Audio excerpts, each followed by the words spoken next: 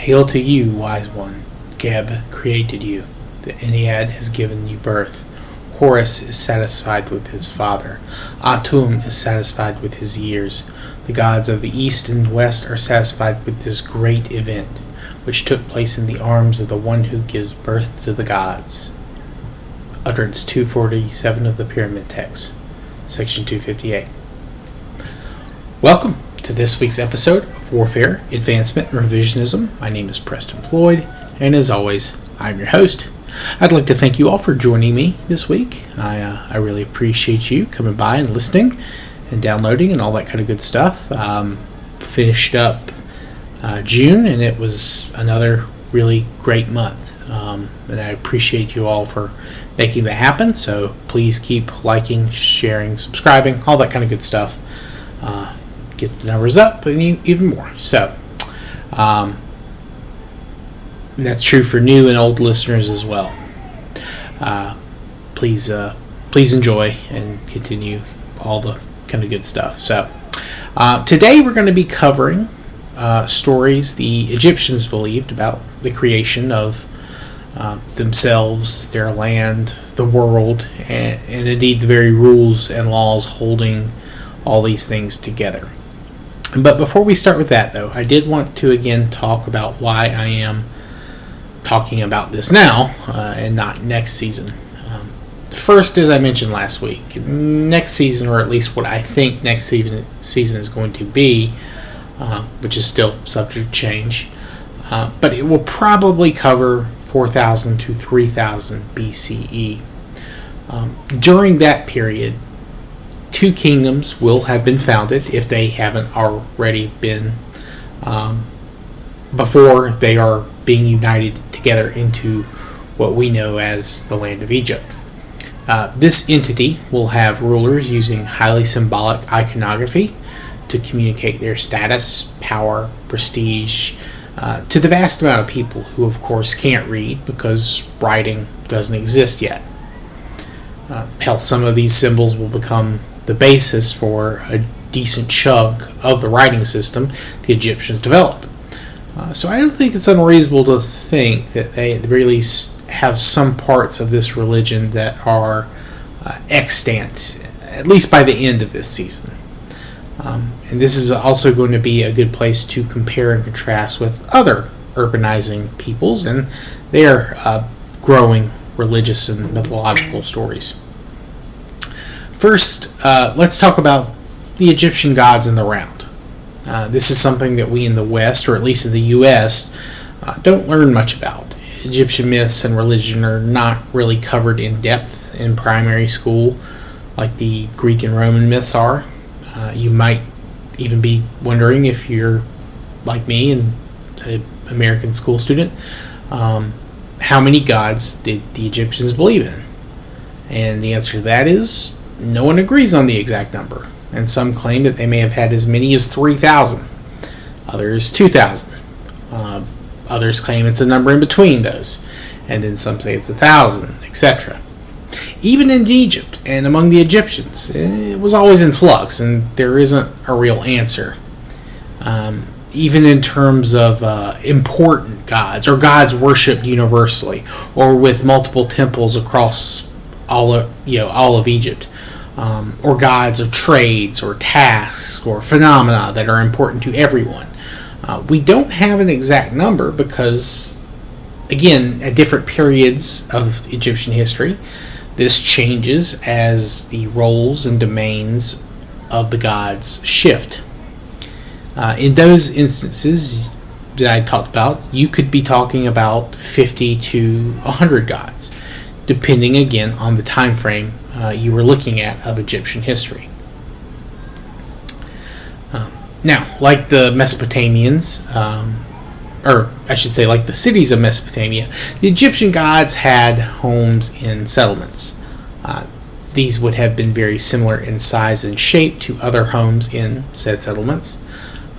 Sadly, we've never found one of these early shrines intact, though we have found a few partial examples in a couple of places, and reconstructions have kind of been made by combining kind of these remnants together. Now, early scholarship on Egyptian religion had a few theories on how worship of so many gods spread. One of the more popular early theories is that every village or town or tribal group, if you had nomadic pastoralists or hunter-gatherers, they may have had a deity or totemic animal that they used to identify themselves. And as time went on and Upper and Lower Egypt developed, and these various groups collected or adopted each other's gods in a regional pantheon to help keep the peace between their peoples. Then these regional pantheons did the same thing to their bordering regions to make another, and so on and so forth, until you have the collected pantheon of Upper and Lower Egypt, and then together you have the pantheon of the United Kingdoms of Egypt. Now, this theory, makes a certain kind of sense. Whatever criticism that one could make about the ancient Egyptians, they did not discriminate on a religious basis. They respected piety and would have had no issue with outsiders worshiping their own gods in Egypt, or with these outsiders worshiping Egyptian gods. And they were more than open to worshiping foreign gods, especially if that god had a function that one of theirs didn't cover. Though over time these tended to be adopted and blended into more traditional Egyptian deities. That said, anthropologists point out, especially more so as they have studied more places, but that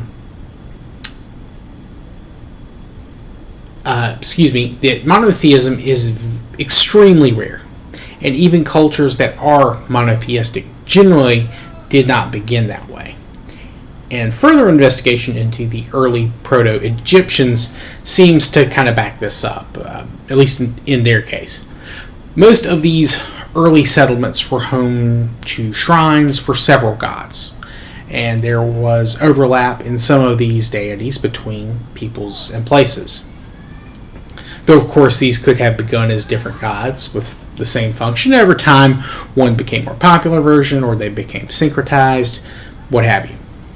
So, the theory of a bunch of singular settlements worshipping one deity before they combined into smaller regional territorial pantheons is generally discounted today. Of course, that being said, there was some level of competition in Egypt between various cities and their primary pantheons. Though I will point out, because it is important to remember, that they would never naysay another city's gods. They were way too pious for that. But they would maybe tell the same story, emphasizing their patron's role over the patron of another city's role in said story. And one of the biggest examples you see this in is in their creation myth. Essentially, we have today, I think we know of 4 main versions of the story. And these were told, at least initially, in 4 different cities. This is the city of Hermopolis, which to the Egyptians was Khemenu. There's Heliopolis, which is Iunu. Then you have Memphis, which is Mennefer. And then you have Thebes, which was known as Waset. The names, of course, that we know them by are the Greek names for said cities. And before I begin to dive into these different stories, or these different versions of these stories, keep in mind that there is in all of these some element of commonality, and again we'll dive into it, but there are also periods where other parts of the story is more popular and things are kind of changed up. Sometimes there's like a cosmic egg that the sun emerges from. Sometimes there is just roiling kind of chaotic waters and all that stuff. But by and large, depending on the time frame, the myths go forward from there. Though some myths don't even emphasize that early of a creation. They emphasize more recent creations with man and humanity and all that kind of stuff. So just keep that in mind as well. So first we're going to focus on the creation myth from Hermopolis. This is probably one that may have, at least the end of it, people might be a little bit more familiar with, at least again here in the U.S. It begins with the primordial waters, which is, in the Egyptian myth, it's personified as the god Nu. He's depicted, at least in later periods, with having blue skin, and he is kind of fat, or in some cases androgynous. At least he's male otherwise, but he does have kind of large man boobs, essentially, for lack of a better word. And he is kind of, again, he's the primordial waters. This is water with no life in it. It's just moving constantly. It's just like a swirling mass that is just being spun around, just without any kind of direction or anything else. Now, that is not to say that Nu is alone, or at least he's not alone for any longer than it took him to create his consort, his sister, Nalnet. And for Egyptian names, at least for the gods, if it ends with a T, it's a goddess. So at least in this myth especially, you'll see a lot of male, female names that are almost identical, with, again, just the exception of being able to end it with a T. Now, Nu and Nalnet, eventually they give, well, I don't know if it's necessary that they give birth. It's kind of obscure what's happening, but from these primordial waters comes what is known as the Bin Bin. And this is the initial piece of land that will become, eventually become the world, like the physical land. And the Bin Bin has been associated with a bunch of different parts of Egyptian iconography, architecture. The very tip of the pyramid is sometimes believed to have been a representative of the Bin Bin mound. That's like the golden cap at like the top of the major pyramid, the big pyramid of Giza. And then other pyramids probably had like special capstones that were meant to represent the Bin Bin mound. And the tombs that the Egyptians had before pyramids, mastabas, these are kind of these rock, and I'll talk about it when we talk about mastabas, but it's the Arabic word for like stool or table, I believe, and essentially it's kind of like meant to represent that. It's meant to kind of cap over the earth. But after you have Nu and Nalnet, you get Hehu and Hehet. And we're not really sure what their deal was, like what part they had in creation. Some people think that they were an early version of heaven and earth, but we're not really sure. Their names, when they're written, they're not really sure what the figures are supposed to represent. And eventually heaven and earth will come to be associated with other gods from other pantheons, and we'll talk about that later. But after you have heaven and earth, or Hehu or Hehet, if that is what they were, you have Kekwi and Kekwet. And they are kind of, they're more like darkness, I would guess would be the best way, or like shadow might be another way to describe it. And they're kind of like the primordial gods of night or darkness. And they could have also have been a representative of day and night as well. Like it could have been like the passage between one and the other, but before the sun at least. But again, it's debated. we're not really too sure about these two either. And as you might have guessed, the last pair we're also kind of stuck on. This is Ker and Kerhet. Though in other versions of the myth, they may be Amun and Amunet, or Nanu and Nunet, or Ni and Nit. Again, this is one of those things where I talked about where it kind of changes over time. What these two were supposed to have represented isn't really known. They could have just been another part of like that murky, primordial, pre-sun, pre-land, pre-humanity aspects that, something deep and dark and mysterious to humanity that we, trying to imagine what it was before everything began. When these four pairs are depicted, they are shown as the males are depicted with the heads of frogs, the females are depicted with the heads of snakes. Sometimes they're just completely depicted as frogs and snakes. Again, place and time.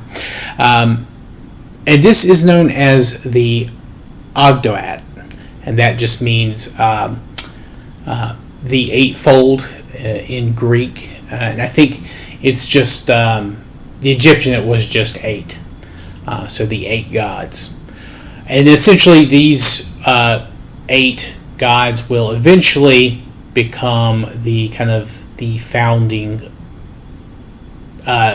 pairs of numerous different deities, phenomenon, that kind of thing.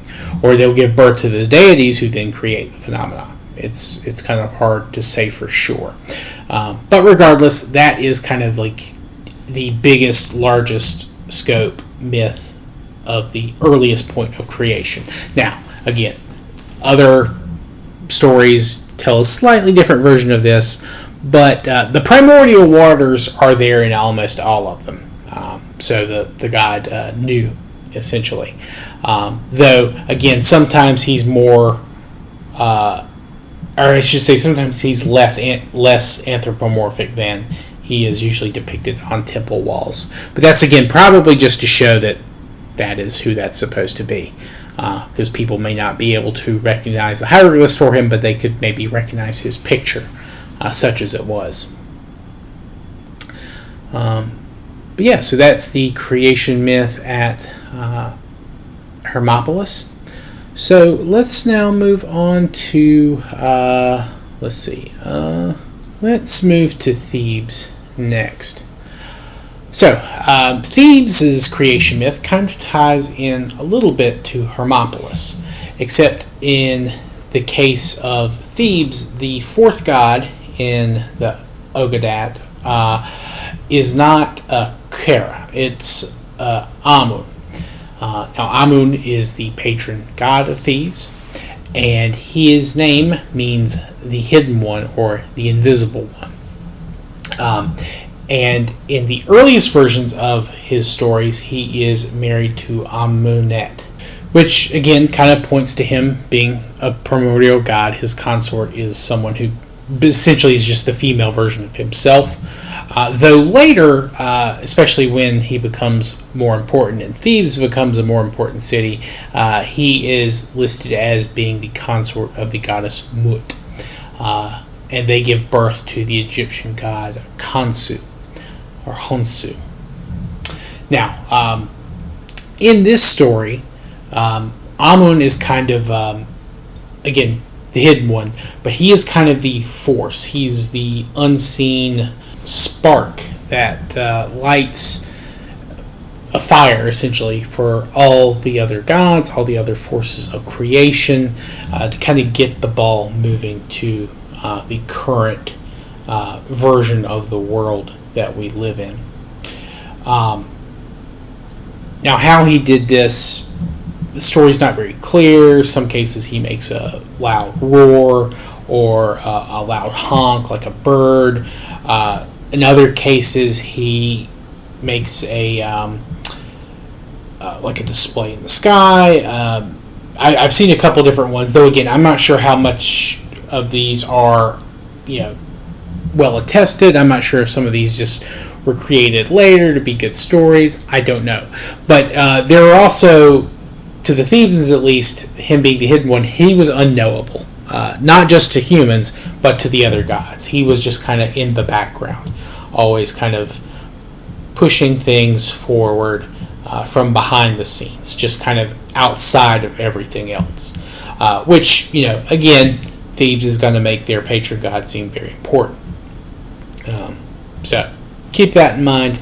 But Thebes, of course, is a very important city, so it would make sense that they would have a very important god, and it would make sense that stories about this god would become very, very popular.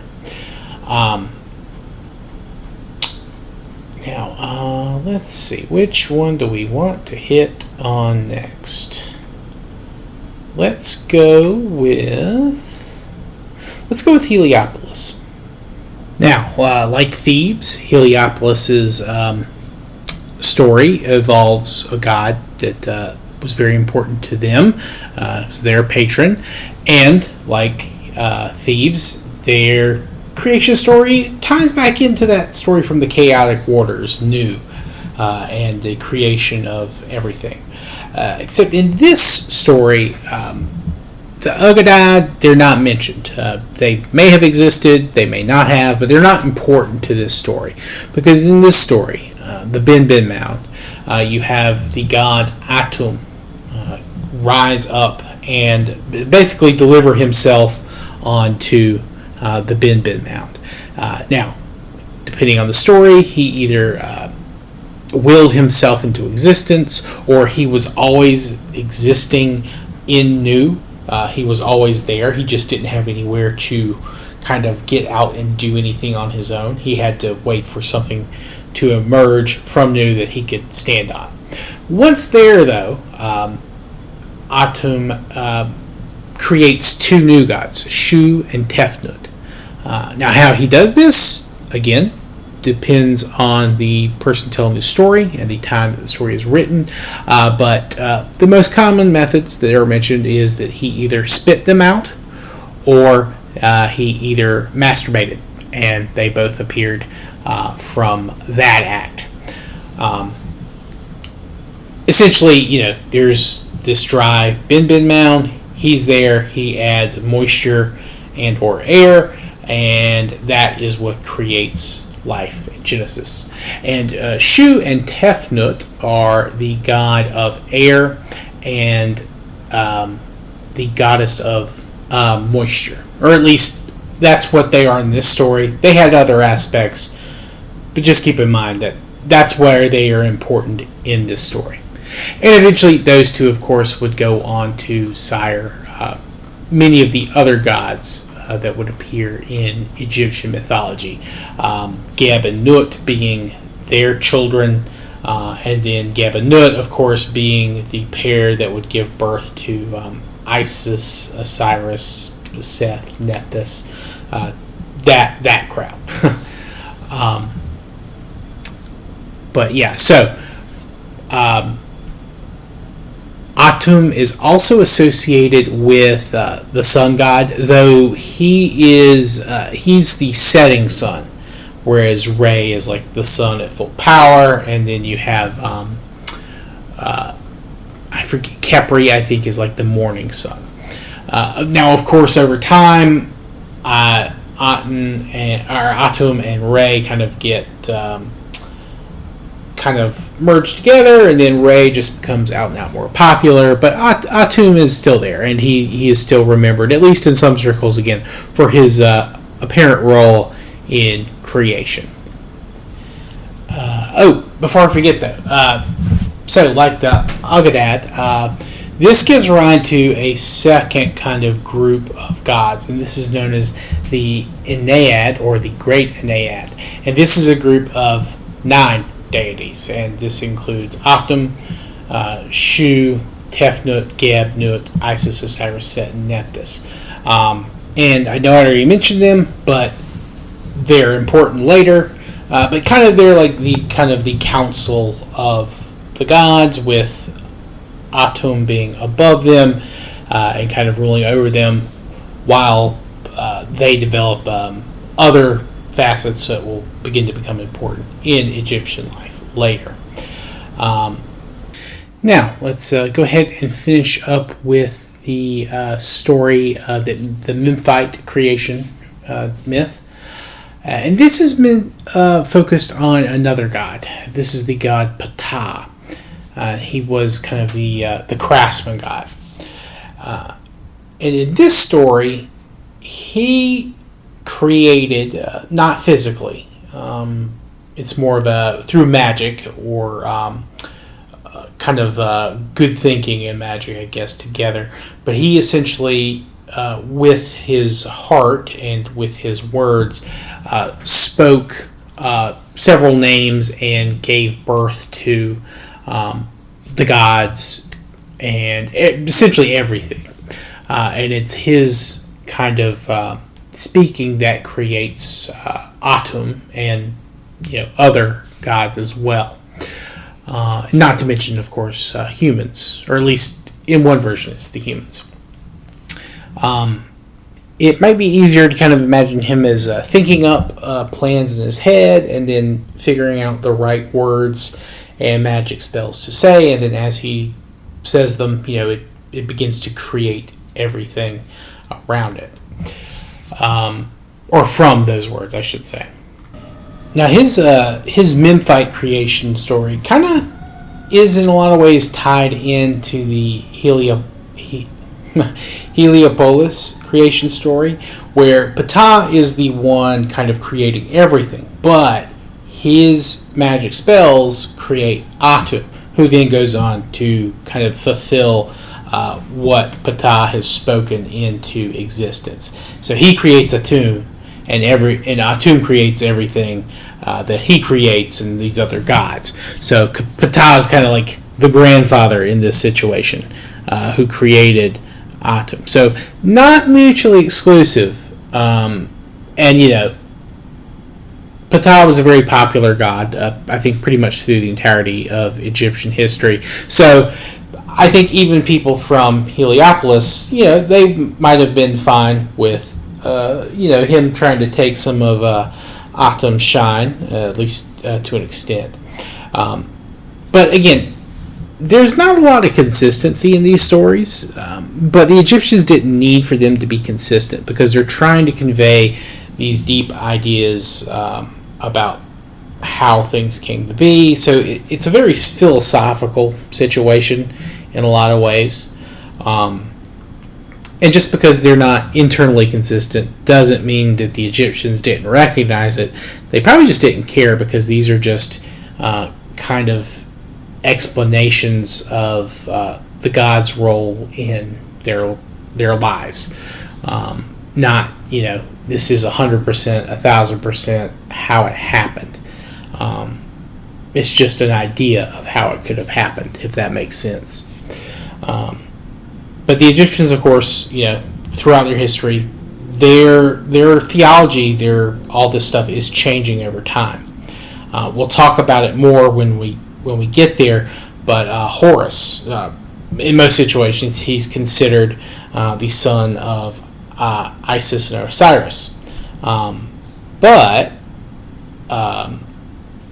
in the earliest evidence we have, Horus is actually a son of Geb, who is the father of Osiris, Isis, and Seth, and Nephthys. So Horus is another son of Geb in this situation.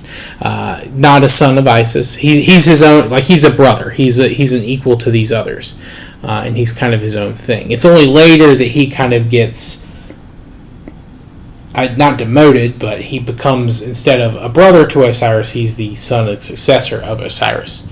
And there's a little bit of evidence for this. It's very scanty because, again, it's probably almost entirely pre-dynastic where you would find this type of stuff. But some of it does kind of come down in bits and pieces. So, it's not something that needs to hold up to eternal logic and consistency. Because a lot of this stuff, again, the Egyptians day to day, most of them, never read these stories. They were only told these stories at specific times of years, for festivals, things like that. As long as everything was in good working order, they didn't really care too much about the finer points. And most of them couldn't read. And those that could read, they probably travel a little bit, especially as part of religious ceremonies, but they're not really challenging what they're reading outside of their own temples. They're not really probably diving into it too much. But now that's not to say that no one did that. I'm sure there certainly were some, but they didn't really write down that they had any problems with it. Again, that's just kind of my take on it, and I think it's a fairly popular take. And speaking of things being in working order, that brings us to a very important concept in Egyptian cosmology, and that is the concept of ma'at, or order. At least that's how it's usually translated. Sometimes it's something like balance or justice, but sometimes it can be all those things and maybe a little bit more. Now, Ma'at is a goddess, though she is a deification of that concept. She's a very old one, as far as I know. I know she shows up in the pyramid texts, one of the pyramid texts, so that's Old Kingdom Egypt. Sometimes she's considered married to Thoth, who is another important, popular Egyptian god, but sometimes she's not. It depends, again, on the region. Pharaohs and anyone, really, who's trying to, portray themselves as a good person, try to get in the afterlife, always talk about serving Ma'at and loving Ma'at. And in some cases, they're not necessarily talking about the goddess, they're talking about the concept. Again, just one of those things where they're not necessarily different, but they're not necessarily the same thing either. But Ma'at is something that you can make an offering to, the goddess, not the concept. It's easier to go and worship a goddess than maybe, following truth and law and order and all that kind of stuff. Sometimes that might be a little bit harder than going and praising a statue in a temple.